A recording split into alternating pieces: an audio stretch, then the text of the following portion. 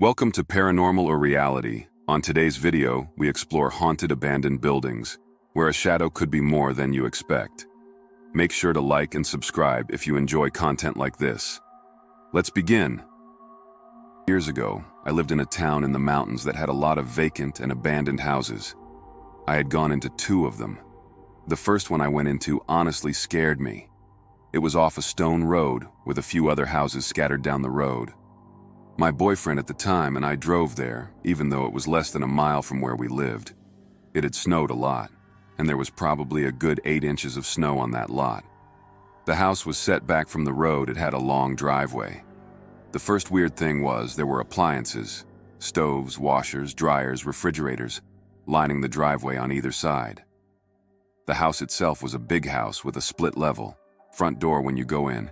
You can go up the few steps to the main area or down the few steps to the bottom level. There were no steps to get into the front door, so we went towards the side. The door was already kicked in, so the snow was blowing inside. The house was completely gutted. We went in, and there were those really tall Jesus candles you can get from like the dollar store lining the hallway on both sides. Had to be close to 100 in total. We went up the stairs to the front door, continued up the other steps and stopped in front of a door that was a little to the right of the kitchen, which was at the top of the steps. There was heavy plastic, like layers, and it was thick, acting as a door so we couldn't see in the room. We decided to go check it out, so we pushed the plastic aside to go in. The room was small. There was a small folding table set up in the middle of the room, with one chair, one plate on the table, one fork, spoon, and a cup that was knocked over. The room's air felt very heavy, as if whoever was there, or there last, was very depressed, sad, or maybe even took their life there. But there were no signs of that. There was no other furniture in the room, only a closet door that was ajar. But we heard a noise coming from behind it. Thinking it was an animal or something, we opened the door. There was a black top hat on a hook with nothing else. I started to get anxiety really bad. The heaviness of the air was getting to me.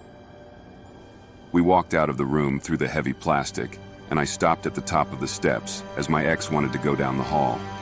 I was getting too creeped out. I told him to hurry up. He was maybe 10 steps down the hall when the plastic from the doorway flew open. I felt this big, forceful rush of air go past me and down the steps. It almost knocked me over. My ex heard the plastic move, so he ran towards me, pretty much picked me up. I'm not a skinny person. And we ran down the steps, out the door back to my car. It was terrifying. That plastic could not have moved on its own. The other house I was in was not scary at all. It was almost comforting. The small house had been vacant for a long time. The roof was collapsing in. We went in through the front door. It was like whoever once lived there just left one day and never came back.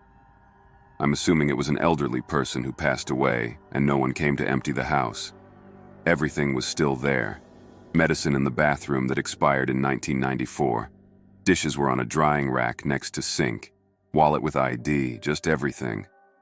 It was sad. We checked out the home and found tons of cool stuff, especially an old WW1 or WW2 uniform, an old sewing machine, record player with tons of records. This old parchment paper book of records dating back to the 1890s with railroad information, costs of materials, letters between family and friends, and business transactions. It was super cool to see that. We didn't take anything, but it was neat to feel like we stepped back in time. I moved out of that area, but a couple years ago I went by that house, but it's not there anymore. One of my favorite hobbies is photography. So one day, while visiting Virginia for a job I was working at the time, my friend and I decided to go look for some abandoned places to take photographs of. Since Halloween was just around the corner, after some driving around and some quick phone research, we found this 1950s-era abandoned insane asylum. We couldn't find a way in. All the door entrances were locked, boarded off, or guarded by cameras. Finally, we found an old, busted window that led the kitchen area. After some looking around, we found an old chair and hopped in. The place was super dark, wet, cold, and as soon as I set my foot down, I got chills down my spine, as if something was there or somebody was watching me. My friend, who was a lot less shaken up, wanted to go look around. I started snapping pics of things that were broken or flipped over. My friend walks down a hallway with the words, "All who enter die," written on the wall. I did not follow, but between being spooked and taking the pics, I just wasn't ready to take that step yet. It wasn't 30 seconds later that my friend comes speeding back in the room looking frightened, but trying to keep himself calm. He said, "All right, I've seen enough, let's go now." I said, "What happened? Did you see something?" He didn't say a word, but walked past me and started climbing back out the window we came in.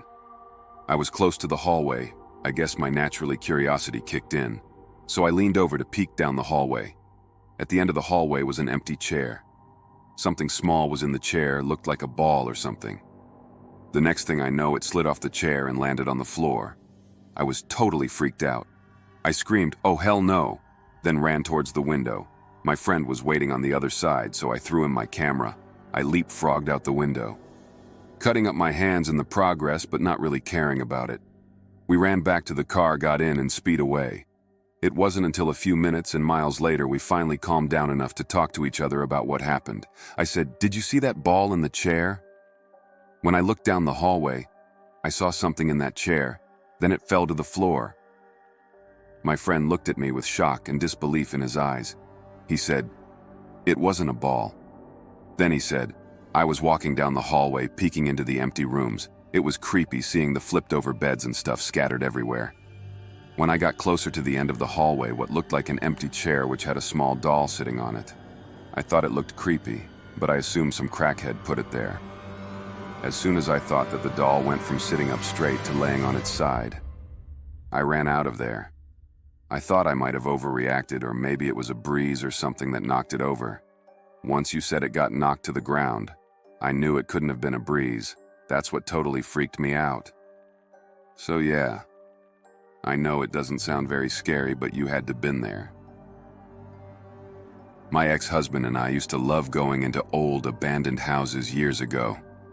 There was a beautiful old 2-story brick home about a mile from where we lived. The grass and trees were so grown and tall, it was hard even getting to the house. My ex managed to get a window open and we climbed through it. It was like a time capsule. Very nice and expensive furniture and stuff everywhere. Furniture was covered with really dusty sheets. Everything looked high quality and expensive. Even the wallpaper was rich. It was creepy how it seemed like they walked away from all of it in the 1950s or 60s. The kitchen was upstairs, which was odd. We ventured up the stairs. There was a huge arch opening into a gentleman's type man cave. Again, lots of expensive furniture and stuff. I stood in the archway while my ex rummaged through stuff. Off to the side of the arch was a huge mirror leaning against the wall. I used it to check my hair for spider webs. Took maybe 3 steps away from the mirror to tell my ex I wanted to go. It literally felt like someone was standing beside me. Took the 3 steps back to the mirror, and in bright pink lipstick were the words, "Get out." I swear on my life and the lives of my children it was right there. It hadn't been 2 minutes before. The mirror was only a few feet behind me the entire time. I definitely would have seen "Get out" in bright pink lipstick a minute before. I even remember the exact shade of lipstick too. It was the kind old ladies like to wear. Well, I screamed and jumped back into a kitchen table and fell. My ex comes running over. I am so scared I just point to the mirror, babbling like an idiot. My ex calmly got me out of there, and we never went back.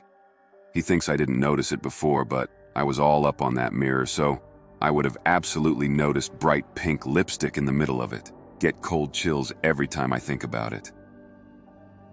This was back in 2006 at an abandoned building in the industrial area in San Diego. Abandoned since the 1950s, with no physical address to research the property on. We were a group of young punk rock street kids and turned the building into our home with couches, tables, and other junk we would find. From the beginning, we would dismiss each other's stories of seeing silhouettes or shadows of people in the corners, or hearing steps around the place. One friend woke up one night and saw another friend attacked by a shadowy figure. He thought it was a person. He tackled the figure only to crash into the wall past the couch. On one regular night of drinking, I, for whatever reason, decided to pass. The next morning, when everyone was leaving the next day to make money or find food, I had decided to stay back, just relax, and enjoy having some space to myself without the whole building being full. There were a few times while I was sitting in the main room that I thought I heard something, so I wandered out saying, "Hello," getting no response. On the last occasion, I went out near one of the corners of the building from within a room made of concrete, in a building otherwise made of wood and drywall, that only locks from the outside and was currently locked with our valuables inside. I hear 3 loud thumps that are clearly coming from inside of the room, followed by a blood-curdling scream.